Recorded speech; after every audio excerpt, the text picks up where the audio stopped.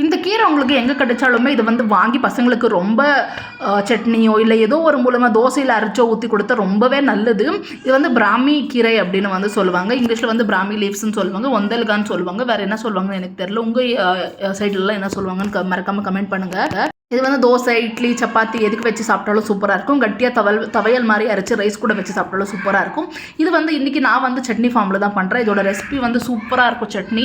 நீங்களும் கண்டிப்பாக ட்ரை பண்ணி பாருங்கள். ஃபஸ்ட்டு வந்து ஒரு 2 டேபிள் ஸ்பூன் எண்ணெய், அதிலே உளுத்தம்பருப்பு, கடலைப்பருப்பு, அதோட ஸ்மெல் வந்து நல்லா வர ஸ்டார்ட் ஆன அப்புறமா அதில் 4 காஞ்ச மிளகாய், நல்லா உரிச்ச பூண்டு 5 பூண்டு போட்டுட்டு கொஞ்சமே தேங்காய் வந்து கட் பண்ணி போட்டுட்டு அந்த கீரை வந்து வாஷ் பண்ணி வச்ச ஒந்தலகாய் கீரை வந்து அதிலே போட்டுட்டு 2 நிமிஷம் நல்லா வதக்கி விட்டுட்டு கொஞ்சமாக வந்து புளி போட்டுட்டு கல்லுப்பு போட்டு நல்லா ஆறின பிறகு கொரகொரப்பாக அரைச்சி வச்சா சூப்பரான சட்னி ரெடி. இப்போ வந்து அதே தாளிச்சு நூடலாம். கொஞ்சமாக வந்து எண்ணெய், அதிலே கடுகு, அப்புறம் வந்து கொஞ்சமாக கருவேப்பிலை, பெருங்காயம் போட்டுட்டு அரைச்சி வச்ச சட்னி வந்து அதிலே விட்டுட்டா சூப்பரான சட்னி ரெடி. கண்டிப்பாக ட்ரை பண்ணி பாருங்கள். பசங்களுக்கெல்லாம் நிறையவே கொடுங்க.